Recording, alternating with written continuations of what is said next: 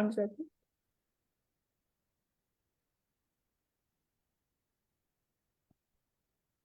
მოგესალმებით, თქვენ უყურებთ მშობლისკირის პირდაპირ ჩართვას. ვინც პირველად შემოგვიერთდით, გეტყვით, რომ ეს არის გვერდი, პლატფორმა, რომელიც რომლის მიზანია მშობლების გაძლიერება, ინფორმაციის მიწოდების გზით, სადაც ჩვენ ვსაუბრობთ ბავშვის განვითარებაზე, განათლებაზე და გართობაზე და ვთავაზობთ სხვადასხვა რეკომენდაციებს, თუ როგორ შეიძლება, რომ ბავშვს დავეხმაროთ თავის ზრდისა და განვითარების პროცესში, იმისათვის, რომ ეს ყველაფერი სასიამოვნო იყოს, როგორც ბავშვისთვის, ასევე მშობლისთვის.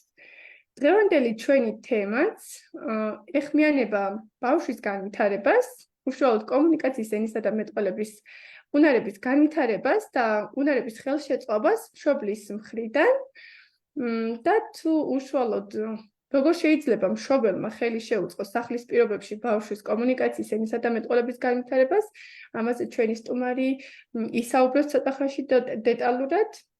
მანამდე კი უშუალოდ ასევე ვახსენებ, რომ დღევანდელი ვებინარი ეძღვნება წიგნის პრეზენტაციას, რომელიც ეხმიანება ბავშვის კომუნიკაციისა და მეტყველების და ენობრივი უნარების განვითარებას. მეც აღარ ვისაუბრებ ზედმეტად, იმისათვის რომ მაქსიმალურად პრაქტიკული რეკომენდაციებზე გადავიდეთ პირდაპირ. ქალბატონო თინათი, ძალიან დიდი მადლობა სტუმრობისთვის და დროის გამონახვისთვის. თუ შეიძლება რომ გაგვეცნოთ რამდენიმე სიტყვით და მე უკვე გადმოვალ კითხვით. მოგესალმებით, სოფო. მე ვარ თინათი გობაძე, ინკლუზიური განათლების სპეციალისტი. ასე ვარ პრაქტიკოსი სპეციალური განათლების მასწავლებელი, ვმუშაობ სპეციალური საგანმანათლებლო საჭმლის მქონე მოსწავლეებთან სხვადასხვა უნარჩვევების განვითარებაზე. ძალიან დიდი მადლობა. ქალბატონო თინათი, თქვენ ხართ ავტორი წიგნისა, რომლის პრეზენტაციასაც დღეს წარმოვადგენთ და აი ამ წიგნთან დაკავშირებით მინდა რომ დაგისვათ რამდენიმე კითხვა. პირველ რიგში რომ დავიწყოთ, საიდან გაჩნდა წიგნის დაწერის იდეა და რატომ ეს სათაური მაგალითად, ან რატომ მაინც და მაინც კომუნიკაციის ენისა და მეტყველების მიმართულება? აი ახლა ცოტათი ესე რა ვთქვათ წარსულში გადავინაცვლებ და აი ძალიან კარგი კითხვაა, მადლობა ამისთვის. მე ესე ვთქვათ მაგისტრატურა გავიარე თურქეთში სპეციალური განათლების მიმართულებით და იქ ასევე ვმუშაობდი ერთ-ერთ რეაბილიტაციის ცენტრში, აუტისტური სპექტრისა და დაუნის სინდრომის მქონე ბავშვების ჯგუფში და იქ დავინახე რეალურად და აღმოაჩინე, რამდენად ეფექტურად იყენებენ სპეციალისტები და მშობლები შემთხვევით სწავლების მეთოდებს. და იქ მკაფიოდ ჩანდა ეს მეთოდი, როგორ ეხმარება ბავშვებს, რომლებსაც სირთულეები აქვთ სწავლაში ნაკლები განვითარების შეფერხება, აი ეს შემთხვევით სწავლების მეთოდები. და მეც შემდეგ დავიწყე უკვე კვლევა ეფექტურად, აი თუ არსებობდა თქვა სოფლის მასშტაბით რაღაც ესეთი ნაშრომები, პუბლიკაციები, სადაც ჩანდა აი ამ მეთოდის ეფექტურობა. და ასე რა თქმა უნდა, შემდეგ ქართული ლიტერატურით დავინტერესდი. ქართული ლიტერატურაში რამდენად იყო კიდევ ეს იყო ჩემთვის ყველაზე მნიშვნელოვანი, იმიტომ რომ სულ მინდოდა აი წვლილი შემეტანა ქართული ლიტერატურის გამდიდრებაში, რომელიც შემდგომ დაეხმარებოდა მშობლებს და სპეციალისტებს, რომ აი ბავშვებთან მუშაობის დროს ესე ვთქვათ, ადვილი და მარტივი ყოფილიყო, რომ განევითარებინათ მათთვის ენამეტყველება კომუნიკაცია და აღმოჩნდა, რომ ქართულ ლიტერატურაში ეს მეთოდი ესე ჩაშლილად არ ჰქონდა და ეს იყო ჩემთვის ერთ-ერთი დიდი მოტივაციის წყარო, რომ ესე რა ვთქვათ, ქართულ ლიტერატურაში ყოფილიყო ხელმისაწვდომი. და სწორედ ამის შემდგომ, როცა მე უკვე სამაგისტრო კვლევაზე გადავედი, ავირჩიე სწორედ ეს მეთოდი და აი ამ მეთოდის გამოყენებით ჩავატარე კვლევა აუტისტური სპექტრის მქონე ბავშვებთან და იქაც უკვე თავად უკვე მეც დავინახე პრაქტიკაში თუ რა შედეგებზე გავედი. ანუ უშუალოდ სოციალურნარჩვევებისა და ენამეტყველება კომუნიკაციის განვითარებაზე მუშაობდი და დავინახე ცალსახად, რომ მუშაობს ეს მეთოდი. და ამის შემდეგ დავიწყე. ფაქტობრივად ეს არის სათაური პირდაპირ მეთოდოლოგიის სათაურია, ხო? მშობლები რომ უფრო მარტივად ეს და სწრაფად მივახვედროთ თუ რატომ ეს სათაური, ხო? ეს არის ფაქტობრივად ის მეთოდოლოგია, რითიც ვეხმარებით ბავშვს კომუნიკაციის ენისა და მეტყველების უნარების განვითარებაში, ამასთანავე სხვა უნარებზეც გადის, რა თქმა უნდა. აი დაწყებული რომ ამ გზით აპირებდით, რომ უფრო მეტი გეთქვა და ზუსტად ეს მინდა რა გთხოვოთ, რომ აი უშუალოდ მეთოდოლოგიაზე როგორ საუბრობთ, ზუსტად აი რას გულისხმობს ეს მეთოდოლოგია? თავად მეთოდი გულისხმობს ბუნებრივ გარემოში მშობლებმა მოახერხონ ბავშვებთან კომუნიკაციის დამყარება. ანუ სწავლის შესაძლებლობები იქმნება და შემდეგ ჩვენ უკვე როგორც მშობლები ვეხმარებით ბავშვებს, რომ აი ჩვენთან კომუნიკაცია დაამყარონ, ენა და მეტყველება განევითარონ. ანუ ამ დროს აი ამ მეთოდის გამოყენების დროს წამყვანი არის ბავშვი, ამის არის პრიორიტეტი. და ჩვენ ნაკლებად ვერევით მოკლედ. ანუ ხშირი ვთქვათ, როცა ბავშვებთან დავყარებთ კომუნიკაციას, ამ დროს შეიძლება წამყვანი ვიყო მე როგორც ერთდასრული, ხო? მაგრამ ამ მეთოდის გამოყენების დროს ბავშვი არის წამყვანი, მისი ინტერესების გათვალისწინება ხდება და ასე გავდივართ სასურველ შედეგზე. ამიტომ თქვენისნებად ვიცნობ, მე გავაზიარებ პრეზენტაციას, რომ უფრო მეტად თვალსაჩინოებისთვის, უფრო მარტივად აღიქვამთ მშობლებმა და დააკვირდეთ თუნდაც როგორ შეიძლება პრაქტიკულად აი ამ მეთოდის სტრატეგიები გამოვიყენოთ და დავნერგოთ, ხო? იქ სადაც ვიმყოფებით ჩვენ შვილებთან ერთად. კი ბატონო, ქალბატონო სანამ აზიარებთ, ესეთი პატარა კითხვა მაქვს. აი ამ მეთოდოლოგიის გამოყენებისთვის მშობელს სჭირდება რაიმე სახის ტრენინგის გავლა, ან გადამზადება თუ ან წიგნში ასე ვთქვათ აღწერილი ინსტრუქციასავით, ხო? სრულიად საკმარისია იმისათვის, რომ სახლის პირობებში განახორციელოს ესა თუ ის სტრატეგია. დიახ, აი ეგეც არის გათვლილი, რადგან მე ეს წიგნი რომ დავწერე, ფოკუსირდებოდი უფრო მშობლებზე, რადგან მშობლებს ძალიან დიდი მხარდაჭერა სჭირდებათ ბუნებრივ გარემოში თავიანთ შვილებთან იმუშაონ და მოახდინონ კარგული ცოდნების გენერალიზება, ხო? და წიგნი არის ძალიან მარტივ ენაზე დაწერილი. ანუ ეს არ მოითხოვს რაიმე წინარე უნარებს, რომ მე შევძლო როგორც მკითხველმა, მშობელმა, გავიგო რას მეუბნება ავტორი, როგორ გამოვიყენო კონკრეტული მეთოდი და გარდა ამისა, მდიდარი არის წიგნი ილუსტრაციებით. ანუ მე ვხედავ კონკრეტულად თვალსაჩინოდ თუ როგორ შეიძლება პირობითად ბავშვთან დაამყარო კომუნიკაცია, როგორ შეიძლება შევთავაზო კონკრეტული სტრატეგია, რომელიც მეხმარება უკვე ხო ჯანსაღი კომუნიკაციის წარმართვაში.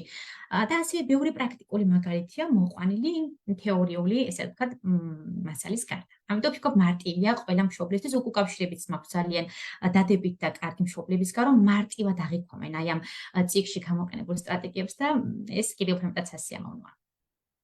დიდი ინტერესით მოგისმენთ მაშინ იმ სტრატეგიების შესახებ, რაც შეიძლება რომ ფაქტობრივად პრაქტიკაში ყოველდღიურ რუტინაში შეიძლება გამოიყენოს მშობელმა ბავშვთან მიმართებაში და არა მხოლოდ მშობელმა, ალბათ სპეციალისტებმაც კი ბატონო. დაკავშირებულმა ნებისმიერმა პირმა, ეს სპეციალისტი იქნება თუ ოჯახის სხვა წევრები, კი ბატონო.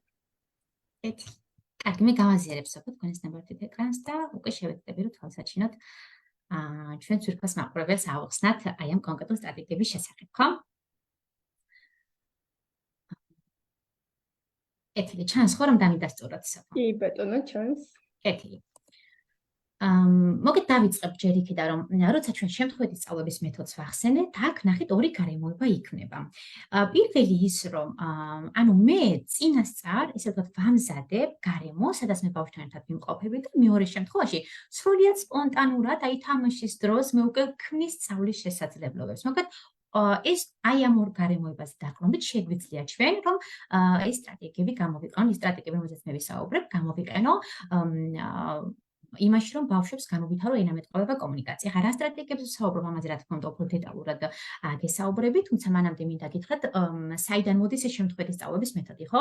აი საბუთები ჩაიყარა 1977 წლიდან და თვითონ ეს მეთოდი ემყარება ქცევის გამოყენებითი ანალიზის მიდგომას და აქ როგორც ვითხარით, წამყვანი არის ბავშვი და სწორედ ბავშვის მხრიდან წამოსულ ინიცირების ჩვენ უკვე ნახეთ გაფართოებას და მხარდაჭერას ვცდილობთ, ხო? და სწორედ ეს არის უკვე აქ მნიშვნელოვანი რომ ბავშვის მიერ ინიცირებული რაიმე ვთქვათ აქტივობა არის უფრო მეტად შედეგზე ორიენტირებული.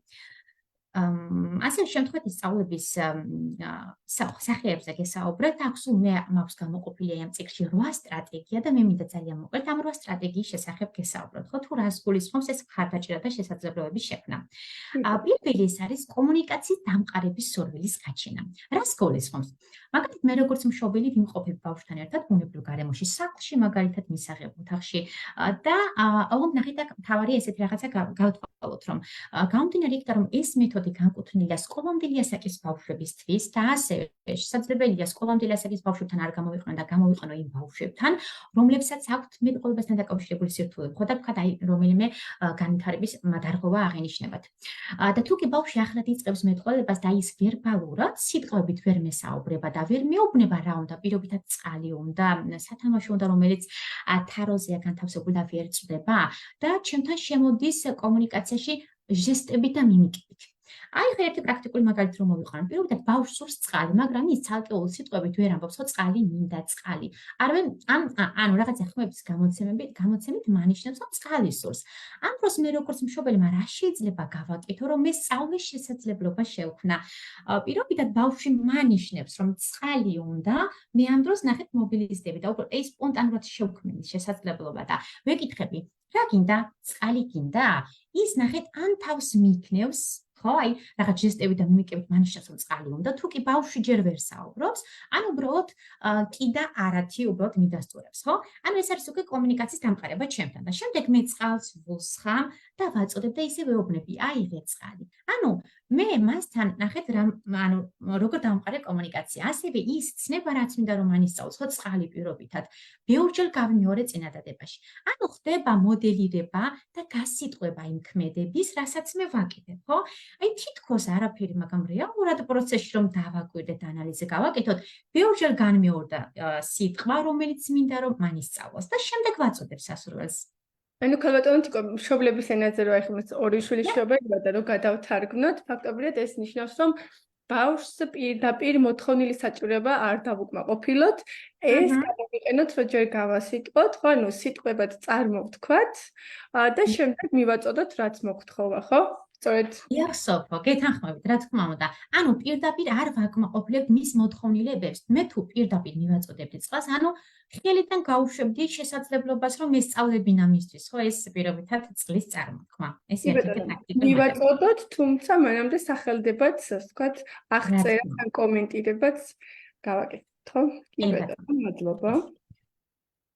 შემდეგი აი ამ სტრატეგიებიდან არის არჩევანის შესაძლებლობის მიცემა.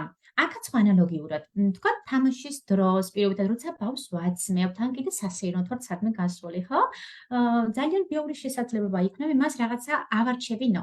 ანუ აქაც ბავშვი თავს უპირატესად მიიჩნევს, ხო, ესე იგი მე მისი აზრი ჩემთვის ძალიან მნიშვნელოვანია. ასე მე უკვე ვქმნის შესაძლებლობა ჩემთან ჯანსაღი კომუნიკაცია დაამყაროს. მაგალითად თუ კი ვთამაშობ თოჯინებით, ბურთებით, ხო? ბავშვთან ერთად სახლის პირობებში. აქ მას შეიძლება შევთავაზო თოჯინა გინდა თუ ბურთი, რომელიც სათამაშოდ ვითამაშოთ. თავად ბავშვი ირჩევს, ხო, პირობითად ბურთი. ბურთი გინდა? კარგი, მოდი ვითამაშოთ ბურთით. ანუ მე როგორც მშობელი ვახმოვანებ თითოეულ ქმედებას და ამით ბავშვს ვაწოდებ, ხო, სიგნალს ვაძლევ, რომ ეს არის ბურთი პირობითად, რომ ბურთი აირჩიოს. ანუ ამით ბავშვის, ესე ვთქვათ, ლექსიკა ნელა-ნელა მდიდრდება, ასე ვარ მოდელი, რომ პირობითად მოითხოვს არა ჟესტებით და მიმიკებით, ხო, რომ ბურთი უნდა ან თითი დადოს, არამედ თქვას, რომ ბურთი. თან აქ შეგვიძლია და შეკითხვებით დავუსვათ, მაგალითად, რა გინდა? მან თქვას ბურთი, ან რა ირჩიე ბურთით თამაში გინდა? უკეთ მრავალგვარად და ბევრჯერ ვიმეორებ სიტყვებს, რაც მინდა რომ ვასწავლო. თუ ამ შემთხვევაში ჩემი მიზანია რომ ბურთი ისწავლოს, ხო, ბურთის წარმოთქმა. ანუ ამ დროს წინადადებებში ბურთს გავიმეორებ მრავალჯერადად, რომ ეს ბავშვმა მარტივად დაისწავლოს. ან ჩაცმის დროს. იახსოვო? კი ბატონო, ან ქალბატონო თინათინ დავამატებ აქვე, რომ ან თქვენ ამ შემთხვევაში მეტყველებაში გულისხმობ, რომ მეტყველების ნებისმიერი ფორმა, ხო, ეს პირის აპარატით იქნება წარმოთქმული თუ ბარათების გამოყენების საშუალო თუ ნებისმიერი აუგმენტური და ალტერნატიული კომუნიკაციის ფორმა, ხო, არ აქვს მნიშვნელობა. თავარია, რომ ბავშვმა იმ საკომუნიკაციო ფორმით გამოხატოს, ხო, სიტყვა, მაგალითად, თვითონ სიტყვას წარმოთქვამს თუ ბარათს აჩვენებს თუ მაგალითად მოწყობილობას დამხმარე საკომუნიკაციო საშუალების მოწყობილობაზე დააჭერს ხელს და ის გაახმოვანებს, ხო, მეტყველების წარმოქმნილი მოწყობილობა, ამას არ აქვს მნიშვნელობა, ხო, როგორც თავარია, რომ ბავშვმა პრაქტიკაში სიტყვის, ასე ვთქვათ, ენობრივი შინაარსი იცოდეს და გამოყენება შეძლოს. დიახ, სოფო, გეთანხმებით, რა თქმა უნდა, ანუ ესე ვთქვათ, მეტყველების ალტერნატიული საშუალებების შეგვიძლია გამოვიყენოთ თავისუფლად, მით უმეტეს ჩვენ თუ ამას ვიყენებთ ბავშვებთან, რომელსაც ენას დარღვევი აუტისტური სპექტრის მქონე ბავშვებთან ვიყენებთ, ან კიდე სხვა რაიმე დარღვევის მქონე ბავშვებთან, რა თქმა უნდა, აქ რთულია ხომ ან წარმოთქვას ეს სიტყვა. ამიტომ ჩვენ ხო კომუნიკაციის ფორმად განვიხილავთ სხვადასხვა საშუალებას. შეიძლება თვალითი კონტაქტიც ის არის კომუნიკაციის დამყარების საშუალება, ხო? აი მაგაზეც შემდეგ სტრატეგიაზე ვისაუბრებ აუცილებლად, რომ მე კომუნიკაციის დამყარების საშუალება შემიძლია მივიჩნიო ჟესტებით მინიშნება თვალითი კონტაქტი პირობითად თუ როგორც თქვენ აღნიშნეთ, აი ბარათებზე მანიშნოს თუნდაც ხო რომ პირობითად ესურს, ხო? მოგეთ აი მრავალი მხრივ თავარია რომ აი ჩვენ შორის ეს შედგეს კომუნიკაცია, ხო? თორე რა ფორმით ამას უკვე არ ვაქცევთ ყურადღებას. რომ აი ბავშვი მშვიდად იყოს ამ პროცესში და არ იყოს ეს პროცესი მისთვის რთული, დამღლელი და ესე ვთქვათ, რთულად ძალიან საინტერესოა. ნუ აქვე აღნიშნა დავამატებ, რომ არჩევანის შესაძლებლობის მიცემა არა მარტო კომუნიკაციისა და მეტყველების უნარებს, არამედ სხვა მაგალითად შემეცნებითი უნარების განვითარებასაც უწყობს ხელს, ხო?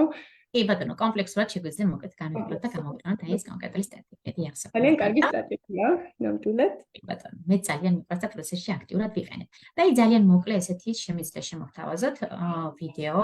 ანუ ვაფერადებთ ერთად მე და ლივი და აი გვაქვს მე მას ვთავაზობ გაფერადების პროცესში რომ აირჩიოს რომელი ფანქარი უნდა ყვითელი თუ მწვანე, ხო? და ბავშვი თავად ირჩევს რომ მას უნდა ყვითელი ფანქარი და შემდეგ ხალისით აგრძელებს გაფერადებას, ხო? ეს ერთ-ერთი მაგალითად შეგვიძლია მოვიყვანოთ. შემდეგი გვაქვს დახმარების მოთხოვნილების გარემოების შექმნა და ეს გულისხმობს ბავშვის საყვარელი სათამაშოს ნივთის მიუწვდომელ ადგილას განთავსება. შეიძლება თაროზე განვათავსოთ პირობითად, გამჭვირვალე ყუთში ჩავდო და თავი დავახუროთ ისე რომ ბავშვმა ვერ გახსნას. ანუ მე ბავშვის საყვარელ ნივთებს ვათავსებ ისე რომ მას შეუქმნა შესაძლებლობა ჩემთან კომუნიკაცია დაამყაროს, ხო?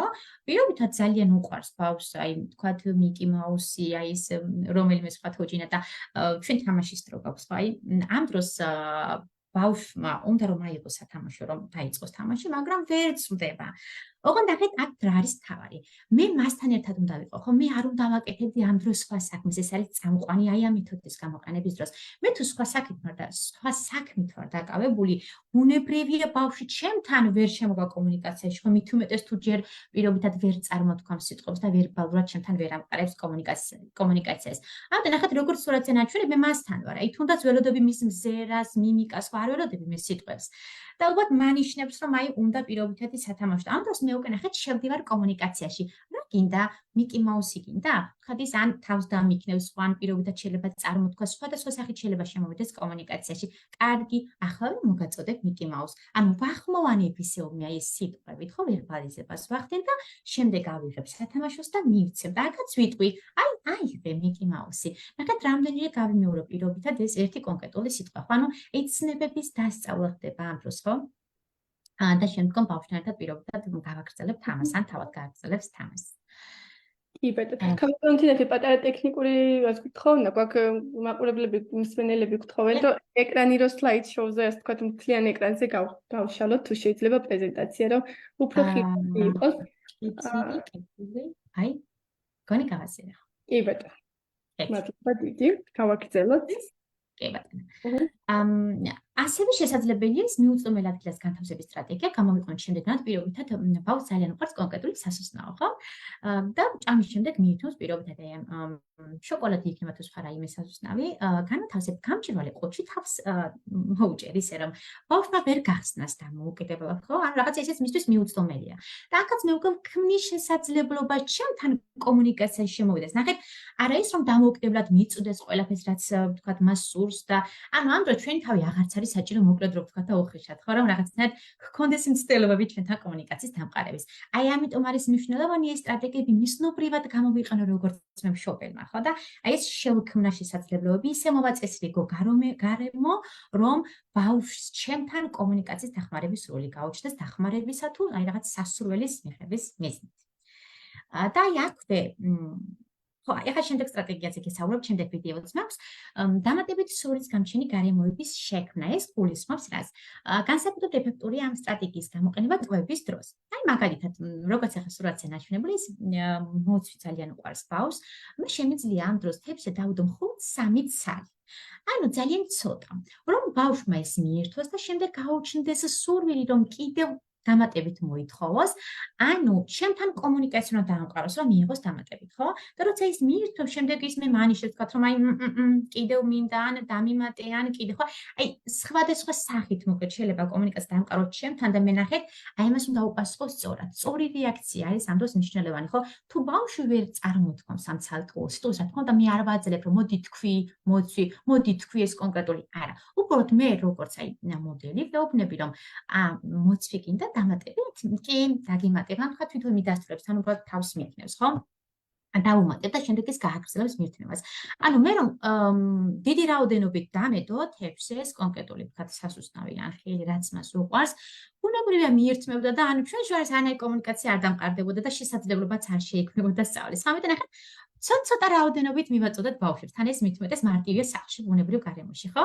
საყვარელი ვთქვათ ეს ნივთი იქნება, სათამაშო თუ სხვადასხვა ესე რომ ვთქვათ ალტერნატივა. აი ამ შემთხვევაში მინდა ამას შევხედოთ, ბავშვს ძალიან უყვარს მარწყვი. ერთად ვიმყოფებით ჩვენ სამზარეულო სივრცეში და სპეციალურად მას დავუვდენ ცოტა რაოდენობით და მან მალევე შეჭამა მარწყვი. მხოლოდ 2 ცალი ჰქონდა და შემდეგ მან მოითხოვა მარწყვი კიდევ მინდა და მე რა თქმა უნდა ისევ დავმატე რამდენი ცალი მოვუტანე და მან გააგრძელა მირთმევა.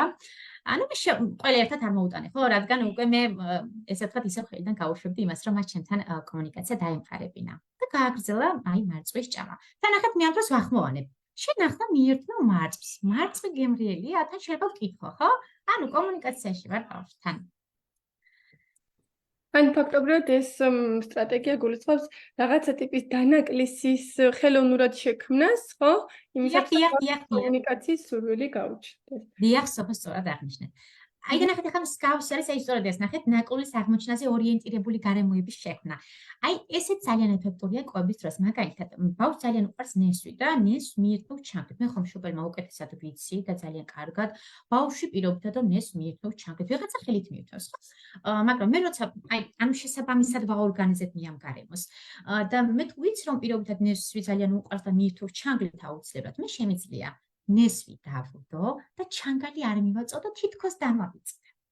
ამ დროს ველოდებ იმის რეაქციას. აი ნახეთ რაღაც ისეთი შეიძლება გაოცებული სახე კონდეს ფიქროს, ხო რაღაც უნდა რაღაც რომ მიირთმევს. სულაც კარგად ჩანს ეს მომენტი და შემდგომ რა მოხდა? ლივი ან მეკითხები. ის უკვე მეტყვის ხო ჩანგალი ან შეიძლება ჟესტებით და მიმიკებით მანიშნოს ჩანგალი დამავიწყდა. ანუ მე თვითონ დამავიწყდა ხო როგორც მშობელი ისეთ ემოციას გამოვხატავ. კარგი ახლა მოგიდა ჩანგალს მოვიდა. აი იღე ჩანგალი. ჩანგალი. ნახეთ მინდა თან გაიმეოროს ხო რაღაცა ის შეძლოს უკვე ვერბალიზება სიტყვებით გამოხატვა ესე ვთქვათ წინადადებებს თუ სიტყვებს. შემდეგ გააგრძელებს უკვე ბავშვი მირთმევას. ანუ აქ შეუქმნია შესაძლებლობა, ხო? ანუ ეს სტრატეგია ხო აქ დავამატებ, შეგვიძლია გამოვიყენოთ პირობითად ხატვის დროს, რაღაცა სხვა ნებისმიერი აქტივობით დროს პირობითად ვხატავთ, ხო? შემიძლია მე ბავშვს დავუდო ფურცელი, მეც დავიდო ფურცელი და სპეციალურად ფანქარი არა, ხო? რითიც უნდა დახატოს ან გააფერადოს და მეუბნები, მიდი დახატი. ხომ ფანქარი არ აქვს, ხო? როგორ დახატავს? აქაც ველოდები მის რეაქციას, რომ აი დაფიქრდეს, ხო, აი მიხვდეს, რომ ფანქარი სჭირდება იმისთვის, რომ დახატოს. და შემდეგ გამოხატავს რეაქციას და მოითხოვს ფანქარი, ან ფანქარი მინდა. და თუ ნახეთ, რა არის აქ კიდე მთავარი? ბავშვი ანუ უბრალოდ ნახეთ ორი აქციო პოზაში არის უბრალოდ და ვერ მეუბნება რომ ფანქარი უნდა კიდე რაღაც შედება დახატვის საშუალებად. უკვე მე აქ ვიშველებ როგორც მშობელი მიმანიშნებლებს. აი მაგალითად, კარგი, შენ დახატო რა გჭირდება ამისთვის? აი კითხვებით მივყავს ნელა-ნელა იქითკე რომ მანამ გამოიცოს რომ ფანქარი ჭირდება რომ დახატოს, ვან გააფერადოს და შემდგომ ვაწოდებ ფანქარს და ბავშვი იწყებს.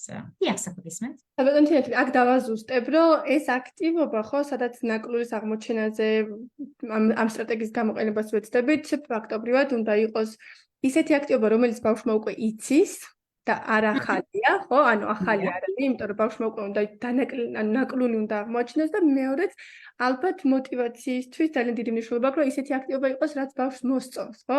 მაინც და მაინც თუ არ მოსწონს რაღაცა ტიპის აქტივობა და იქ ნაკლუის აღმოჩენაზე გავაკეთებთ აქცენტს, მთლად საუკეთესო შედეგს არ მივიღებთ, ხო? ამიტომ ალბათ მნიშვნელოვანია, რომ ერთი რომ ისეთი აქტივობა შევარჩიოთ ან მოცემულობას, რაც იცის ბავშვმა და ასევე სიამოვნებს, ხო? დიახ, სოფო ძალიან დიდი მადლობა, რადგან მე ამის აღნიშვნა დამავიწყდა. რეალურად ნახეთ, ყველა სტრატეგია, რომელზეც მე ვსაუბრობ, ეგ არის წამყვანი. მე თუ ბავშვს შევთავაზე პირობითად ისეთი აქტივობა, ისეთი სასუსნავი, რომელიც მას არ აინტერესებს დაუყას, ბუნებრივი არც დაამყარებს კომუნიკაციას, ხო? აი თუნდაც წინა სტრატეგიის დროს პირობითად მას რო ვიცი, რომ უყარს მარწყვი და ვიცი, რომ ის დამატებით მოიხოს. ანუ საყვარელი ეს მისთვის, ხო, საყვარელი სასუსნავი. ეს აუცილებელია და მოკლედ ერთ-ერთი კრიტერიუმია მეთოდის გამოყენების დროს, რომ საყვარელი აქტივობა, საყვარელი პირობითად ნივთი შევარჩიოთ, საყვარელი რაღაც ის ხო, აი საგანი. სხვა შემთხვევაში ბავშვს არ ექნება ინტერესი კომუნიკაციაში შემოვიდეს და მოითხოვს, რომ მიწვდეს იმას, ხო, რაც მას სურს.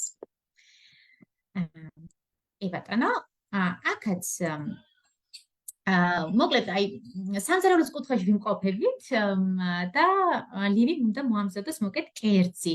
ამ დროს მე სპეციალურად ნახეთ ის სტიმულები, ანუ მე ვთქვი თავიდან რაღაც სტიმულების დამატება ხდება ხელოვნურად, ან კიდე პირიქით სპონტანურად იქ სივრცეში შეგვიძლია ჩვენ ეს დავაორგანიზებთ, ხო? მე ავიღე სპეციალურად ის კოვზი, თქვა ჩანგალი, რაც მე სჭირდებოდა და შემდგომ ნახეთ ბავშვმა როგორი რეაქცია მიიღო.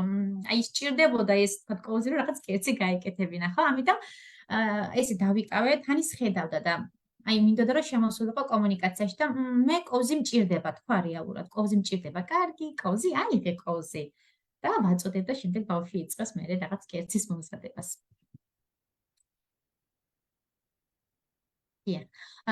შემდეგ სტრატეგია ეს არის გასაოცარი მოლოდნელი სიტუაციის შექმნა.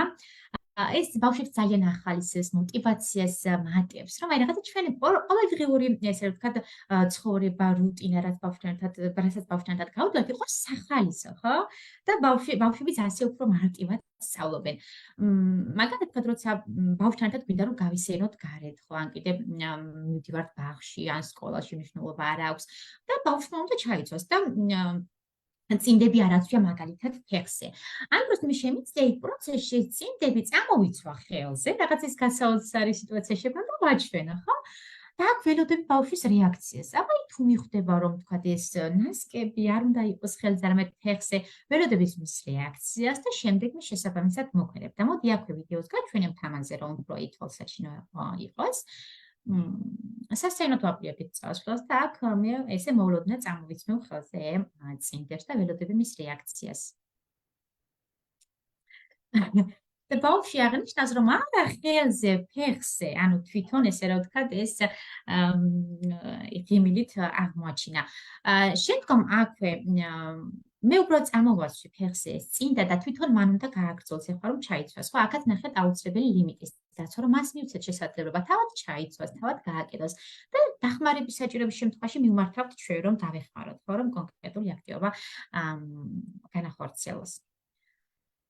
შემდეგი სტრატეგია ეს არის პარალელურად და საკუთარ თავთან საუბრის სტრატეგია. აი მაგალითად, როცა ბავშვთან ერთად თამაშობთ, ხო, ან ხატავთ, ან სხვა ნებისმიერი აქტივობით ვართ დაკავებული, ამ დროს ჩვენ ვახმოვანებთ ბავშვის ქმედებას. პირობითად ხატავს, ხო? ნუ საუბრობ. შენ ახლა ხატავ ბოლს, შენ ახლა აფერად წითელი ფერით ბორცს, ხო? ოღონდ ნახეთ, მე არანაირი უკავშირს არ ველოდები ბავშვისგან. ეს არის აქაც ერთ-ერთი მთავარი წესი, რაც უნდა დავიცვათ, რომ ეს პროცესი იყოს, ნახეთ, აი დასწავლაზე ორიენტირებული, რომ ბავშვმა არ შეწყვეტეს, ხო? ბავშვი, რომელიც საყვარელი აქტივობით არის დაკავებული, ზედმეტი გადაჭარბებული კითხვების დასმა, მას აციებს კონკრეტული აქტივობისგან. ამიტომ ნახეთ, მე უბრალოდ ვსაუბრობ ის, რას აკეთებს. და მეორე შემთხვევაში საკუთარ თავთან საუბრის სტრატეგიის დროს, ჩვენ როცა საერთო აქტივობით ვართ დაკავებული, ვახმოვანებ ჩემს ქმედებას, მაგალითად, მე ახლა ვხატავ მანქანას. მანქანას აქვს ორი ბორბალი, მე ახლა ვაფერადებ ბორბალს, საბურავს, ხო, მაგალითად. ანუ აქ მე ვახმოვანებ ჩემს ქმედებებს ამ შემთხვევაში და აქაც არ ველოდები არანაირ რეაქციას ბავშვის მხრიდან. ასე მიმდინარეობს ეს პროცესი. ანუ ფაქტობრივად მშობლებისთვის პერიფრაზი რო გავაკეთოთ, რაც თქვით, რომ თქვენ აღწერთ, კომენტირებას აკეთებთ ფაქტობრივად პროცესის, მაგრამ არ აიძულებთ ბავშვს, რომ გაიმეოროს სიტყვები და ასე შემდეგ. ხო, არც ერთი სტრატეგიისას ბავშვს არ აიძულებთ სიტყვების გამეორებას, ანუ ან წინადადებების გამეორებას, ან ფრაზების გამეორებას არავითარ შემთხვევაში. დიახ, სოფო, გეთანხმებით და მადლობა. აი სწორედ ეგ არის, ვთქვათ, ბუნებრივი სწავლების მეთოდს უწოდებენ ასევე და სწორედ ეგ არის აქ მნიშვნელოვანი, რომ მე არ ვაიძულო, არ დავსტრესო და რაღაცა არ იყოს ეს ბავშვისთვის სტრესის, ესე ვთქვათ, შემცველი, ხო? მოგეთ მიუყვები მის ინტერესებს და მის შესაძლებლობებს ნახეთ და ნაბიჯ-ნელა რომ აი დავეხმარო განვითარებაში და იმაში რომ ეს კომუნიკაცია დაამყაროს, ენამეტყველება განივითაროს. და შემდეგ ეს არის გავრცობის სტრატეგია, აქაც ნახეთ თუ კი ბავშვი ახლად იწყებს სიტყვების წარმოთქმას და ჩემთან ჟესტებით და მიმიკებით ამყარებს კომუნიკაციას, ამ შემთხვევაში მე უკვე ვცდილობ რომ ის სათამაშო რომელსაც თავად აირჩევს. პირობითად სხაპავს კითხულობ, ილუსტრირებულ ციკლს ვათვალიერებთ. აქ ბავშვი მაგალითად აირჩია პირობითად პირველს რას რომ დავაკვირდეთ ბურთი, ხო? და ნახეთ აქ ახლა ჩემი ზენი უნდა იყოს რომ მან ცალკეულ სიტყვები წარმოთქვას, ხო? ბურთი, იღე ბურთი. ნახეთ რამდენჯერმე ვიმეორებ მე ამ სიტყვას რომ შემდეგ ბავშვმა ეს სიტყვა დაისწავლოს, ხო? და როცა შევთავაზებ რომ პირობითად ბურთი უნდა თუ მანქანა დაირჩია ბურთი, და თქვას ბურთი, ხო? და მეორე შემთხვევაში თქვა თუ კი ილუსტრირებულ ციკლს ვათვალიერებთ ერთად და აქაც ჩემი მიზანია რომ პირობითად აი ნივთი ხო რომელსაც ან კიდე რაღაც გამოსახულება რომელსაც აირჩევს ციკლშანთიც დადეს თან თქვას ხო პირობითად ეხლა ნახეთ რამდენი ლამაზი პეპელა დაფრინავს ანუ მე ვახდენ ამის ვერბალიზებას გახმოვანებას ხო და ბავშვმა დაადო თითი პეპელას პირობითად პეპელა ანუ აქაც ნახეთ მე არ ბავშვისგან ისე ვთქვათ არ ვითხოვ რომ მოდი შენ ახლა თქვი რომ ეს პეპელა დაფრინავს რთულია რა თქმა უნდა ორი სიტყვანწინები წარმოთქვა და შეუძლებელიც თუ კი ბავშვი საერთოდ ცალკეულ სიტყვებს ვერ წარმოთქვას ამიტომ საკმარისია პირობითად მაგრამ უბრალოდ თქვას პეპელა ხო და ამისი მოდელი ვარ მე ანუ აქაც პერიფრაზს გავაკეთებ მშობლების ენაზე რო გადმოთარგმნო ფაქტობრივად ეს ნიშნავს რომ ბავშვის კომუნიკაცია და კომუნიკაციის უნარი არ ნიშნავს მხოლოდ დიალოგში შესვლას ხო ეს არის რომ გარემოს აღწეროს ხო რაღაცა კომენტარი გაუკეთოს და მაგალითად ლამაზია კარგია ცუდია ხო ანუ მხოლოდ ის რომ თავის საჭიროებები გამოხატოს ეს არ არის ეს კომუნიკაციის რა თქმა უნდა ერთ-ერთი მიზანია, რითაც სამყაროთ კომუნიკაციას, მაგრამ ასევე არის სხვა მიზნები, რასაც უნდა მიაქციოს ყურადღება მშობელმა, ხო? ის რომ მარტო თავის საჭიროებები კი არ მოითხოვოს ბავშვმა, არამედ ასევე კომენტირებაც, თქვათ, გარემოსადმი თავისი აზრი დააფიქსიროს, ხო? ფაქტობრივად, სწორედ. კი ბატონო, გეთანხმებით. და შემდეგი მოკლედ ეს აი სტრატეგიები ამოუწრეთ ახლა მინდა ძალიან მოკლედ გითხრათ იმ 4 ეტაპზე რომელიც აუცილებელია გავითვალისწინოთ რომ ბუნებრივი იყოს ეს პროცესი და როგორც გითხარით ბავშვი იყოს წამყვანი და იყოს ეს მისთვის მხიარული მამოტივირებელი და არა პირიქით და აი ეს ამ 4 ეტაპის ცოდნა ჩვენ დაგვეხმარება სწორად ამ მიზნობრივად გამოვიყენოთ კონკრეტული მეთოდი ხო შემთხვევით სწავლის მეთოდის სტრატეგიები პირველი ეს არის ნახეთ დავაკვირდეთ, კომუნიკაცია დავამყაროთ, დავილოდოთ და შემდგომ განვამტკიცოთ ან მინიშნება მივცეთ. ახლა ამაში რას გულისხმობ? მოდი მაგალითი რომ მოვიყენოთ, ხო? აბა შევხედოთ. ბავშვთან ერთად თამაშობ რაღაც დასაკრავ ინსტრუმენტებზე, ხო? ოღონდ როგორც თავიდან გითხარით, მე ბავშვთან ერთად ვარ. აი, რო გამოყოთ თქვა 20 წუთი, 10 წუთი, ხო, რაღაცა დღის რომელიმე მონაკვეთში და მე მართლა ბავშვთან ერთად ჩავერთო მთლიანად და სხვა საქმით არ ვიყო დაკავებული. ბავშვთან ერთად ვზივარ მე აი აქ და დასაკრავ ინსტრუმენტებზე ვთამაშობ, ხო, ორივენი. ანუ მე ამ დროს ნახეთ, დაკვირვების პროცესში ვარ, ბავშვს ზედმეტი კითხვებით არ ვაწუხებ, ზედმეტ შეკითხვებს არ ვუსმენ, მასთან ერთად მეც ვერთობი და ვთამაშობ, ხო?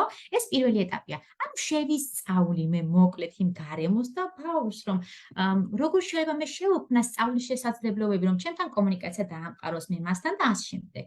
მეორე ეტაპი არის კომუნიკაციის დამყარება. ეხლა მეორე შემთხვევაში ნახეთ, ნივთი, რომელიც მას ძალიან უყვარს, განვათავსეთ აროზე, რომ თვითონ ვერ მიწვდეს დამოუკიდებლად. სპეციალურად შევქმნი მე სწავლის შესაძლებლობა და ის აი ცდილობს რომ მიწვდეს ამ სათამაშოს, მაგრამ ვერ წვდება. მე მასთან ვარ, ნახეთ და ვუყურებ უბრალოდ. ბავშვი შეხედავს სათამაშოს, ანუ მზერეთი კონტაქტი დაამყარა, შემდეგ მე შევმხედა. ჩემთანაც მზერეთი კონტაქტი დაამყარა. ნახეთ, ეს მზერეთი კონტაქტიც კი არის კომუნიკაციის დამყარების ერთ-ერთი საშუალება. ხო, ანუ მე სიტყვებით ამატებით აქ არ გჭირდება. უკვე ჩვენთან შედგა ეს კომუნიკაცია. შემომხედა, მე მას შევხედე. შემდეგ სათამაშო შევხედე. ანუ მივხვდი რომ სათამაშო უნდა რომ ბავშვმა აიღოს, მაგრამ თვითონ ვერ წვდება. შემდეგ ველოდები რამდენიმე წამი. ნახეთ, დალოდების დრო, დოდინის დრო ასე ქვია. გულში ვითვლი რამდენიმე წამი. 1, 2, 3, ან შეიძლება ეს ლოდინის დრო გაიზარდოს ბავშვის შესაძლებლობის მიხედვით. შეიძლება 5 წამი იყოს, ან კიდე 6 ან 7, ხო? ველოდები რომ აი მომთხოვოს ან ისევ ჟესტებით ან პირობითად მინიშნებით რომ უნდა ეს სათამაშო ან კიდე უბრალოდ ხელზე მომხარჯოს და კიდე მიმიყანოს ხო და ამის შემდეგ მე უკვე ვახდენ სწორ რეაგირებას და მეკითხები მიკი მაუსი გინდა თავს მიქნევს პირობითად ან კიდე თუ ვერ პასუხობს კარგი, მაშინ ახლა მოგაწოდებ მიკი მაუსს, დაიღე მიკი მაუსი და ეს უკვე ბოლო ეტაპია, რომ მე მას სასურველი მივაწოდე. და აქვე მინდა აღვნიშნო, რადგან დასაწყისში ამის აღნიშვნა დამავიწყდა. ჩვენ ამ დროს დამატებით განმამტკიცებლებს არ ვიყენებთ. ნახეთ, შემთხვევით სწავლობის მეთოდის გამოყენების დროს განმამტკიცებელი თავად არის ის ნივთი, რაც ბავშვს სურს. ანუ ბუნებრივად ხდება მისი ქცევის განმტკიცება. თქვა, როცა ბავშვს მიკი მაუსი სურდა და მე მას მივეცი ეს კომუნიკაციის დამყარების შემდგომ, უკვე განმამტკიცე მისი ქცევა, აი ამ სასურველი სათამაშოდ, რომ შემდგომ კიდევ დაამყაროს ჩემთან კომუნიკაცია, ხო? ანუ ფაქტობრივად ჯილდო მშობლების კონვენციურ ენაზე რო ვთქვათ, ჯილდო არის განმამტკიცებელი, ხო? იმ ქცევის წახალისებისთვის, რომელიც გვინდა რომ ბავშვმა უფრო და უფრო ხშირად ეს გამოიყენოს, ხო? იახსოვა, მადლობა, დიახ, ის მართალია ესე რაღაცა უფრო ნათელი რო იყოს. სპეციალისტების ენაზე გასაგებია, თუმცა მშობლებისთვის კი, გეთანხმებით სოფო. კი ბატონო. გასაგებით რომ იყოს. ჯიკო, აი ერთი ქალბატონ თინათინ, ესეთი კითხვა მაქვს, აი ახსენებთ სხვადასხვა ყოველთვის ეს ვთქვათ ხაზგასმით აღნიშნავთ, რომ ეს შეიძლება ყველა ბავშვის შემთხვევაში განსხვავებული იყოს, ხო? დალოდების წამი იქნება, კომუნიკაციის მიმანიშნებლები იქნება და ასე შემდეგ. რა თქმა უნდა, ყველა ბავშვი უნიკალურია, ყველა ბავშვი განსხვავდება, მაგრამ აი ეს ეხლა რომ ვისაუბროთ აი მშობლის როლზე, უნივერსალური რეკომენდაციები რა გექნებათ, იმიტომ რომ გამომდინარე იქიდან რომ ვახსენეთ ჩვენ, რომ შეუძლია რომ მშობელმაც ყველანაირი გადამზადების გარეშე გამოიყენოს, ეს არის ფაქტობრივად ბუნებრივ გარემოში როგორ შეუწყოს ხელი ბავშვის კომუნიკაციის ენისა და მეტყველების უნარების განვითარებას და ასევე ის რომ უნდა დააკვირდეს ბავშვის ინდივიდუალურ საჭიროებებს და შესაძლებლობებს. აი რა რეკომენდაციები უნდა გაითვალისწინონ, ან რა უნდა იცოდეს მშობელმა, ვისი შვილიც მაგალითად არ იღებს არანაირ თერაპიულ სერვისს ენისა და მეტყველების თერაპევტისგან, ან ქცევის თერაპევტისგან და ასე შემდეგ, იმიტომ რომ როდესაც თერაპიას იღებთ, ხო, ამ მშობლებთან რაღაც წილად თერაპევტები მუშაობენ, ხო? მოდი ახლა განსაკუთრებით რომ გავამახვილოთ ყურადღება და რეკომენდაციები მივცეთ იმ მშობლებს, რომლის შვილებიც ვერ ან არ იღებენ თერაპიულ სერვისს. აი, რა გაითვალისწინონ სახლში აი ამ სტრატეგიების განხორციელებისას. დიახ. მადლობა სოფო, ძალიან მნიშვნელოვანი შეკითხვა არის, თქვათ რომ აი ყველა მშობელს ჰქონდეს შესაძლებლობა დამატებით სერვისების გარეშეც როგორ დაეხმაროს საკუთარ შვილს, ხო? და აქ ვფიქრობ ერთ-ერთი ასე ვიტყოდი მნიშვნელოვანი ნაბიჯი იქნება ეს, რომ მშობლებმა რაღაცნაირად აი დაიღმაონ ცოდნა ასისტირების ტექნიკებთან დაკავშირებით და ამაში რას გულისხმობ ახლა ვახსნი, ნებისმიერი მეთოდი თუ სტრატეგია, რასაც ჩვენ ვიყენებთ სწავლების დროს, შეუძლებელია ამისი გამოყენება ასისტირების ტექნიკების მიმანიშნებლების გარეშე. ანუ ეს მეთოდიც რომ მე გამოვიყენო, უნდა ვიცოდე, რა სახით გაუწევ ბავშვს დახმარება, ძალიან ანუ ზედმეტად ხო არ ვეხმარები და ნეტა პირიქით ხო არ ვუშლი ხელს რომ განვითარდეს. აი მაგალითად წინდის ჩაცმის პროცესიც, ხო? ეს თქვათ ის რომ მე გასაოცარი სიტუაცია შევქონი, იმის შემდგომ რა ხდება? ანუ მე როგორც მშობელი რას ვაკეთებ, ხო? პირობითად ეს წინდა მე ჩავაცვა, თუ თვითონ თავად შეეცადოს რომ მან ჩაიცვას. ანუ აქ უკვე მე შესაძლებელია სრული ფიზიკური დახმარება გამოვიყენო, ან ნაწილობრივ ფიზიკური დახმარება, ან უბრალოდ ვერბალური დახმარება და აუხსნა დისტანციურად რომ მოდი ახლა აიღე წინ და წამოიცვი თქვათ პირობითად თითებზე, შემდეგ ხო აი ესე ვეხმარები. ანუ მოდი დაახლოებით მაგაზეც ვისაუბრებ სოფო და სწორედ წიგნის ბოლო ნაწილი მაგას ეთმობა თქვათ რომ ეს ასისტირების ტექნიკები როგორ გამოიყენოს ზომიერად მშობელმა რომ აი დაეხმაროს ამ მრავალმხრივი სხვადასხვა უნარის განვითარებაში ბავშვს, ხო? აი ეს უნდა მეკითხა, სად შეიძლება მოვიძიოთ ინფორმაცია მხარდამჭერ, ასე ვთქვათ, ასისტირების ტექნიკებზე, რომელიც ამ მეთოდოლოგიისთვის უშუალოდ რეკომენდირებულია და ფაქტობრივად კი ბატონო. კეთილი. და იქ კი ბატონო, ციგნის თავად ბოლო ნაწილში მოკლედ აი ადგილი ამას ეთმობა, რადგან როგორც თქვი შეუძლებელია ანუ მეთოდი სტრატეგია, რომელსაც ვიყენებ, მე ეს მჭირდება, ისე ფიზიკურად შეუძლებელია განმახორციელო. ამიტომ აი ეს უნდა ვიცოდე, მე თუ ეს კარგად მეცოდინება, ხო?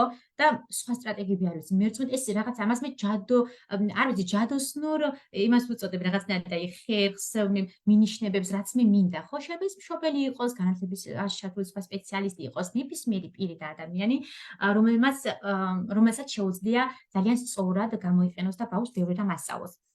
მოდი მივუყოთ და ძალიან მოკლედ ამაზეც გესაუბრებით. პირველი ეს არის ვიზუალური მიმანიშნებლები, მეორე ეს არის ვერბალური მიმანიშნებლები, ჟესტური მიმანიშნებლები, მოდელირება და ფიზიკური მიმანიშნებლები. მივუყვეთ ძალიან ესე მოკლედ რომ თან დროც არ გადავაჭარბოთ. პირველი ეს არის ვიზუალური მიმანიშნებელი, მაგალითად ბავშვთან ერთად ვიყავი წინა დღეს ზოოპარკში და თქვა ბავშვმა ნახა ვეფხვი, რომელიც ძალიან მოეწონა, ხო და მე შემდგომ მინდა მასთან კომუნიკაცია დავამყარო, გავიხსენოთ გუშინ სად ვიყავით, რა ვნახეთ და ასე შემდეგ და შენ რა ნახე გუშინ პირობდა ზოოპარკში პირველად რომ შევედით იქვე ვთქვა რომელი ცხოველი იყო და ვერ იხსენებს ხო უცებ შემიძლია ამ დროს ვიზუალური მიმანიშნებელი გამოვიყენო ფოტოს სახით და ვაჩვენო უბრალოდ ნახეთ ხო ვეფხვი ხო ანუ გაიხსენა მან აი ამ ვიზუალური საყრდენით და მიპასუხა რომ ვეფხვი და კიდე ნახეთ ეს შეიძლება იყოს თქვა ცხრილები შეიძლება იყოს რაღაცა ხო სხვა მსგავსი აი ვიზუალური მასალები რომელიც მე მეხმარება რომ გავიხსენო ხო აი კიდე ჩვენ ვიზუალური ესე ვთქვა რუტინისთვის თქვა რაღაცა ვიზუალურ დაფასვნით დავიმუშავებთ რომელიც გაკული გვაქვს ხო პირობითად რა არის შემდეგ უნდა გავაკეთო და ესეც დაახლოებით იგივეა ხო ვიზუალური მიმანიშნებელი რომ ბავშვი რომ გაიღვიძებს თქვა ჩაიცვას მოწესრიგდეს ხო შემდეგ პირობითად ისაუზმო შემდეგ ბავშვი წავიდეს და ამისი ნახეთ ამსახველი ფოტოებისთან ესე მიკროლი ყავს ხო ანუ ბავშვი ხედავს და ახსენდება ხო რა არის შემდეგ არის და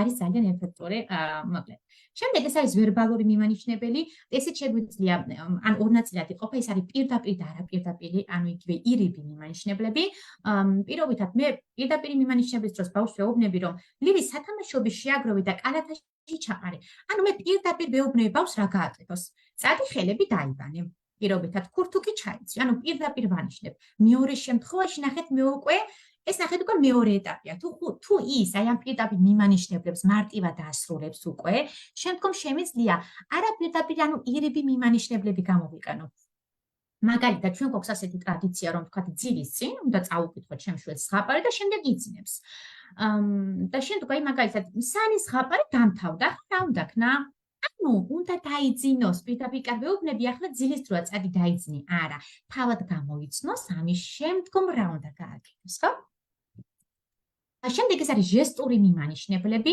აი მაგალითად ჩოჯინა სადდევს, ანუ უბრალოდ მანიშნებს ხო ჟესტები და მიმიკებით რომ თქვა თაროზეა განთავსებული ხო ან კიდე პირობითად ყუთში დევს და ასე შემდეგ. ანუ აქ ნებისმიერი ჟესტი და მიმიკა რომელიც ამასაც დახდება, აი სიტყვით გამოხატვა და ვერბალიზება შეგვიძლია მივიჩნიოთ აი ამ ჟესტურ მიმანიშნებლად. შემდეგ არის მოდელირება, რომელიც ძალიან მიყვარს და ძალიან ეფექტურია სწავლების პროცესში, ანუ ჩავთვალოთ რომ რასაც ჩვენ ვაკეთებთ და რასაც ბავშვები ხედავენ ძალიან მარტივად სწავლობდნენ პირდაპირ ისრუტავენ, ხო? ამიტომ აი აქ ძალიან დიდი სიფრთხილე გვმართებს, რომ მე ვიყოს სწორი მოდელი მისთვის, ხო, როგორც მშობელი, როგორც სპეციალისტი. და აქაც ეს იყოფა ორ ნაწილად. პირველი ეს არის სრული მოდელირება და ნაწილობრივი მოდელირება. სრული მოდელირების დროს მე უბრალოდ პირდაპირ ვაჩვენებ სრულად რა გააკეთოს. მაგალითად, ქურთუკს ვიცნობთ, ხო? ნახე? აი, ვაჩვენებ როგორ ჩავიცვა ნელა-ნელა, თან ვუხსნი. ანუ როცა თან ვაჩვენებ, თან ხდება ამისი ახსნაც, ხო? ანუ გახმოვანება სიტყვებით, რა არის შემდეგ გააკეთოს და როგორ გააკეთოს. ანუ მაგალითად მე ვხატავ, ხო ნახე? მიხოთ დავხატავ გულს დავიწყეთ, მოვამრგვალო, შემდეგ მეორე მხარე, ანუ ნახე, თან ვაკეთებ, თან ვახმოვანებ და შემდეგ ბავშვი იმეორებს, ხო? ანუ მე ვარ მოდელი. და მეორე შემთხვევაში ნაწილობრივი მოდელირების დროს ესეც ნახეთ როგორი მნიშვნელოვანია რომ მიზნობრივად გამოვიყენო. პირობითად მithmetes ბავშვი ახლა სწავლობს თქვა სიტყვებს, აი ვათვალიერებთ წიგნს და მაგალითად ვაჩვენებ და ვიუბნებ თქვა ეს რა არის ხო პირობითად აი წიგნში და ვერ ამბობს კონკრეტულ სიტყვას თქვა პეპელა ან ბურთი. მე ნახეთ ნაწილობრივ ვუწევ მოდელებას და ვიწყებ თო ჯი დაასრულოს ან ბუ აი ხა მაგალითად მე თან პრაქტიკოს რა გითხარით და ის ძალიან ეფექტურად მუშაობს ხო თქვა ბავშვი ვერ იხსენებს და ბუ სწრაფად მე ამთავრებს ბურთი თოჯინა ან ნახეთ მე ვიდეო პატარა ისეთგან მინიშნებას რომ შემდგომ მან გაიმეროს და თქვას ხო ან კიდე პირველად რაღაცა შეიძლება ქმედება იყოს მე დავიწყო და მოდი ხა შენ დაამთავრე ხო კი ბატონო და ბოლოს ეს არის ფიზიკური მიმანიშნებლები რომელიც იყოფა სამ ნაწილად სრული ნაწილობრივი და ჩრდილოვანი სრული ფიზიკური მიმანიშნების დროს აი სურათზე ჩანს მე სრულად აი ხელით ხელზე ესე ვთქვა ჩაჭირდება არის აქ ანუ სრულად ვეხმარები ფიზიკურად ვთქვა ერთად გავაფერადოთ ერთად ჭამოთ ერთად გავაკეთოთ ნებისმიერი აქტივობა ნაწილობრივი ფიზიკური მიმანიშნებლის დროს მე ნახეთ ჩემი ხელი უკვე გადადის აქ ზემოთ ინაცოს აი უკვე იდაყზე მაჯაზე ხან ნელა-ნელა უკვე ნახეთ აი აქ ჩემი მტევანი მის მტევანს უკვე აღარ ეხება სრულად, ხო? და მესამე შემთხვევაში აქ უკარი ჩრდილოვანი დახმარება და ეს უკვე გულისხმობს იმას, რომ მე ფიზიკურად აღარ ვეხები ოღონდ. ნახეთ, უფრო ვადრე მოტივაციას. ანუ ჩემი ხელი მასთან ახლოს არის, ოღონდ არ ეხება, უბრალოდ სიტყვებით ვამხნევ. დიახ, ეხლა პირველად ესე მოამრგვალე, კარგია, შემდეგ ესე, ხო? აი, ხდება მისი გამხნევება უკვე მესამე სტრატეგიის გამოყენების დროს. რაც დავასრულეთ უკვე და შევხედოთ მხოლოდ აი როგორ ხდება ესე ვიზუალიზაციისთვის, ანუ სრული ფიზიკური დახმარება არის აი ამ ვიდეოში. შემდეგი ნახეთ არის ნაწილობრივი ფიზიკური დახმარება, ანუ აქაც დაახლოებით უკვე მთლიანად მისი ხელის მტევანს ჩემი ხელის მტევანი აღარ ეხება და მესამე შემთხვევაში უკვე ჩრდილოვანი ხო ნახეთ აი მე ვცდილობ რომ ვიყო მისთვის როგორც ჩრდილი გამამხნევებელი, ხო და მან თავად დააკეთოს და ის შეასრულოს კონკრეტული აქტივობა. კი ბატონო, ქალბატონო ვიზუალი, ასე ვთქვათ, მაშინ ისე აღნიშნავ და ასე ვთქვათ, ამ სლაიდების ბოლოში, რომ გამოყენებული ვიზუალური ეთიკის ნორმები არ დაგვირღვევია. ის აღნიშნავ დიახ. კი ბატონო, ყველა გამოყენებული ფოტო თუ ვიდეო მასალაზე გვაქვს თანხმობა, ბავშვის მეურვის თანხმობა, ამიტომ ამ კუთხითაც რომ მაქსიმალურად ზრუნავთ ჩვენს პლატფორმაზე გაშვებული ინფორმაცია, რომ იყოს მაქსიმალურად დაცული და ბავშვის საუკეთესო ინტერესები რომ იყოს გათვალისწინებული, ხო? ამ შემთხვევაში მეურვის თანხმობის საფუძველზე რა თქმა უნდა. ეგ არის ძალიან მნიშვნელოვანი. ფაქტობრივად პროცესში ქალბატონო თინათი კითხვებს უპასუხეთ, რაც შემოგვიდა ის კითხვები, რაც შეეხება ალბათ მშობლებს და მსმენელებს ეკნებათ ესეთი კითხვა თუ სად შეიძლება რომ წიგნი შევიძინოთ და ამაზე ფაქტობრივად ვეტყვით რომ პასუხი ესეთია რომ კომენტარებში დავდებთ ქალბატონი თინათინის საკონტაქტო ინფორმაციას, რადგან შეგიძლიათ რომ პირადად გაესაუბროთ გამომდინარე იქიდან რომ მშობლის გვერდი კომერციული კუთხით არ არის ჩართული. და არ ვეწევით ამ ხრის საქმიანობას, ქალბატონი თინათი შეგიძლიათ რომ პირდაპირ დაუკავშირდეთ. ასევე ერთი რაც მინდა რომ მშობლებისთვის შემაჯამებელი რეკომენდაციის სახით ვუთხრა, ეს არის რომ ყველა ბავშვს გახსოვდეთ რომ განვითარების ინდივიდუალური ტემპი აქვს, შესაძლებელია ეს რომელიმე სტრატეგია ზოგი ნაწილი ბავშვებისთვის აღმოჩნდეს ძალიან თეთრი ბიძგის მიმცემი, ხოლო ნაწილი ბავშვებისთვის იყოს რაღაცა გარკვეული დრო დაჭირდეთ, ხო? ამიტომ მოტივაცია არ დაკარგოთ, მუდმივად გააგრძელეთ მუშაობა, იმის მიუხედავად შედეგი რამდენად სწრაფად ან ნელად დგება, ხო? ეს რეკომენდაციები და სტრატეგიები დაეხმარება არა მარტო კომუნიკაციის სადამეტყველების განვითარებას, არამედ ბავშვის, ასე ვთქვათ, სხვა უნარების განვითარებას, მაგალითად, როგორც არის შემეცნების პროცესი. აქ დავამატებ თქვენს ნებართვით და მინდა ხაზი გავუსვათ აუცილებლად. მოკლედ ეს მეთოდი გამოიყენება, რადგან მე ხშირად ვსაუბრობდი აი ამ ლაივის განმავლობაში იმაზე ვთქვათ, როცა ბავშვს დარღვევა აქვს, ან კიდე რაიმე სირთულე, ხო? მეტყველებასთან დაკავშირებით.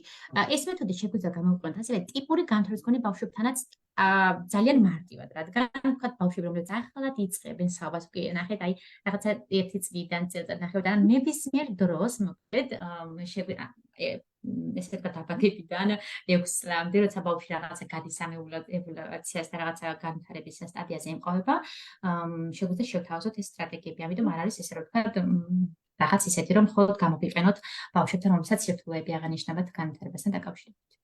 ძალიან დიდი მადლობა ესეთი საინტერესო სტრატეგიების გაზიარებისთვის, ძალიან დიდი მადლობა ამ წიგნის შექმნისთვის და მით უმეტეს იმის გათვალისწინებისთვის, რომ ეს ყველა მშობლისთვის გასაგები ყოფილიყოს და რაც თავარი სახლის პირობებში შესაძლებელია, ეს ბავშვის მხარდაჭერა სახლის პირობებში არის ყველაზე მნიშვნელოვანი ასპექტი, რაც არის ყოველდღიურობის ნაწილი. ძალიან დიდი მადლობა ქალბატონო თინათი, დროის დათვალისწინების წიგნის შექმნისთვის და წარმატებებს გისურვებთ. მადლობა, საქმე ნახვალის გემშვიდობებით. ნახვამდის.